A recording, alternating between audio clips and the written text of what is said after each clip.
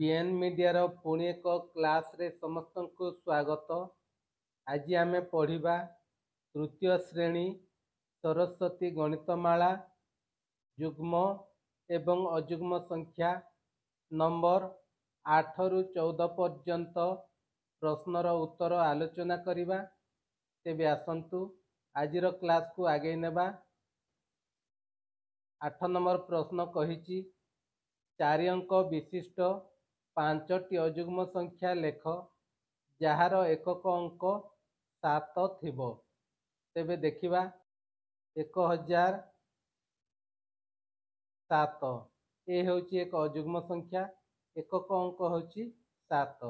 सेमिति 1017 1027 1037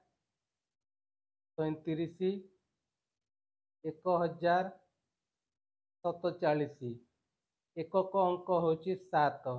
एही संख्या रे 7 अछि, एठी मध्ये 7 अछि, एठी 7 अछि, एही संख्या रे 7 अछि, एही संख्या रे 7 अछि। एमिति आमे जे कोनोसी संख्या 4 अंक विशिष्ट संख्या लिखिबा, एकक अंक 7 थिबो। देखिबा परवर्ती प्रश्न 9 नंबर 5टी 4 अंक विशिष्ट युग्म संख्या लेख जार अंक मानकर समष्टि 9 हेबो। 5टी लिखिबा, 4 अंक थिबो एवं युग्म संख्या हेउथिबो एवं अंक मानकु समष्टि कले बा जोग कले 9 हेउथिबो। देखिबा केउ संख्या हेबो युग्म संख्या। गोटे संख्या हला 1008। एही संख्या मानकु आमे जोग कले 9 हबो, समष्टि कले 9। सेमिति 1332 एही संख्या मानकर अंक मानकर समष्टि कले मध्य 9 हबो। 1 आउ 3 4, 4 आउ 3 7, 7 आउ 2 9। सेमिति आउ गोटे संख्या नबा 2340। ए अंक मानकु समष्टि कले मध्य 9 होउची।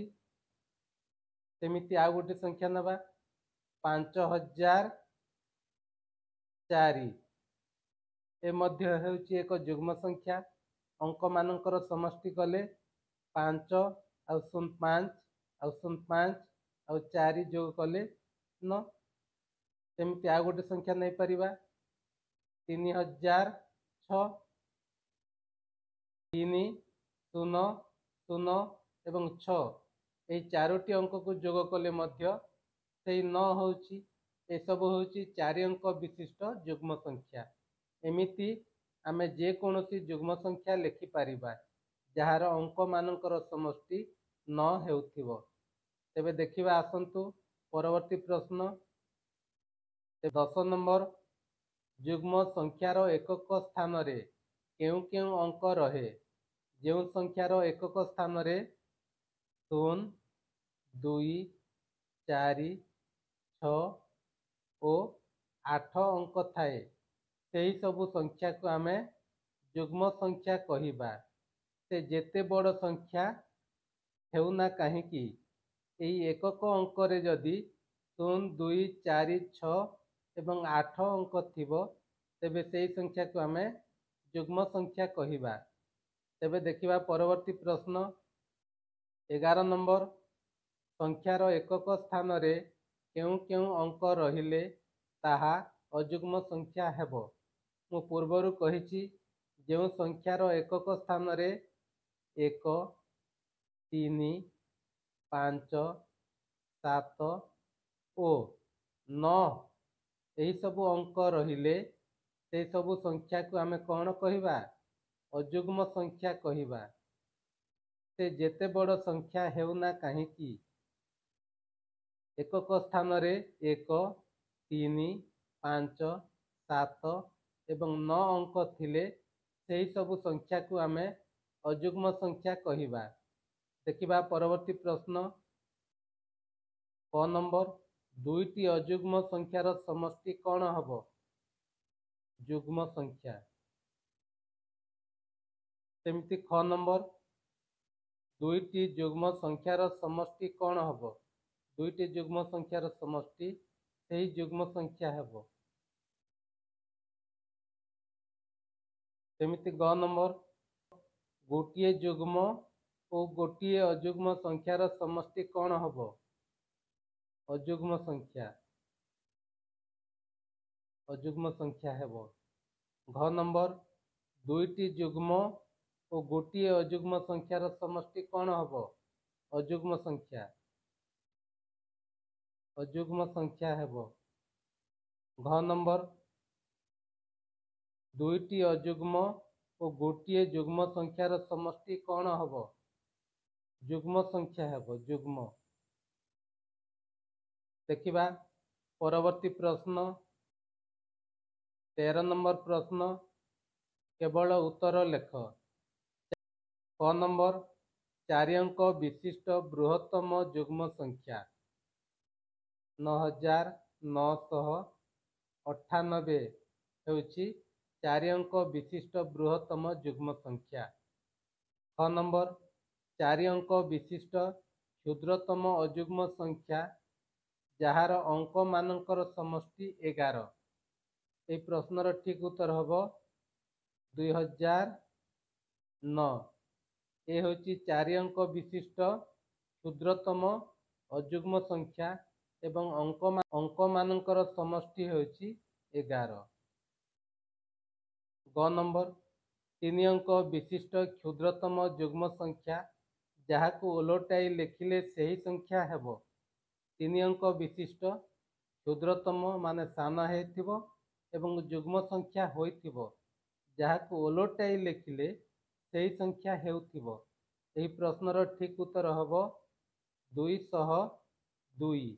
ତାକୁ ଓଲଟାଇ ଲେଖିଲେ ମଧ୍ୟ ସେହି ସଂଖ୍ୟା ହେଉଛି ଏବଂ ଯୁଗ୍ମ ସଂଖ୍ୟା ମଧ୍ୟ ହେଉଛି। 14 ନମ୍ବର ପ୍ରଶ୍ନ, ଅଲଗା ସଂଖ୍ୟା ବାଛି ଲେଖ। କ ନମ୍ବର, 3250, 4682, 5809, 6758। ଯୁଗ୍ମ ସଂଖ୍ୟା ଦୃଷ୍ଟିରୁ କୋଉଟା ଅଲଗା? ଏହି ସଂଖ୍ୟା ହେଉଛି ଯୁଗ୍ମ, ଏକକ ସ୍ଥାନରେ 0 ଅଛି। ଏହି ସଂଖ୍ୟା ମଧ୍ୟ ଯୁଗ୍ମ, ଏକକ ସ୍ଥାନରେ 2 ଅଛି। ଏହି ସଂଖ୍ୟା ମଧ୍ୟ ଯୁଗ୍ମ, ଏକକ ସ୍ଥାନରେ 8 ଅଛି। ତେବେ ଅଲଗା ସଂଖ୍ୟାଟି ହେଉଛି 5809। ଏହି ସଂଖ୍ୟା ହେଉଛି ଅଲଗା। ଦେଖିବା খ ନମ୍ବର, 4690, 3883, 9685, 4757। ପ୍ରଶ୍ନ କହିଛି ଅଯୁଗ୍ମ ସଂଖ୍ୟା ଦୃଷ୍ଟିରୁ ଅଲଗା।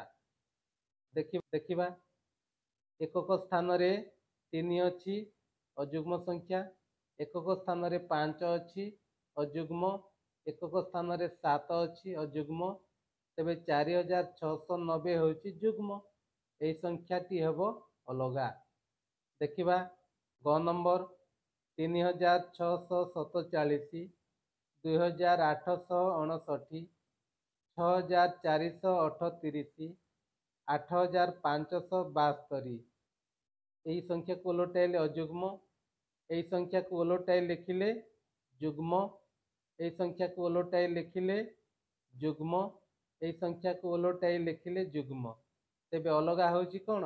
ଏହି ସଂଖ୍ୟା 3647କୁ ଓଲଟାଇଲେ ସେ ଅଯୁଗ୍ମ ସଂଖ୍ୟା ହେଉଛି, ତେଣୁ ଏହି ସଂଖ୍ୟାଟି ହେଉଛି ଅଲଗା। ତେବେ ଛାତ୍ରଛାତ୍ରୀମାନେ ଆଜି ପାଇଁ ଏତିକି। ପରବର୍ତ୍ତୀ ସମୟରେ ଆମେ ଅନ୍ୟ ପ୍ରଶ୍ନକୁ ନେଇ ଆସିବା। ଆଜି ପାଇଁ ଏତିକି, ରହୁଛି। ଭିଡ଼ିଓଟି ଯଦି ତୁମମାନଙ୍କୁ ଭଲ ଲାଗିଥାଏ ତାହେଲେ ଚ୍ୟାନେଲକୁ ସବସ୍କ୍ରାଇବ୍ କରି କମେଣ୍ଟରେ ନିଜର ବହୁମୂଲ୍ୟ ମତାମତ ଦିଅନ୍ତୁ। ରହୁଛି, ଧନ୍ୟବାଦ।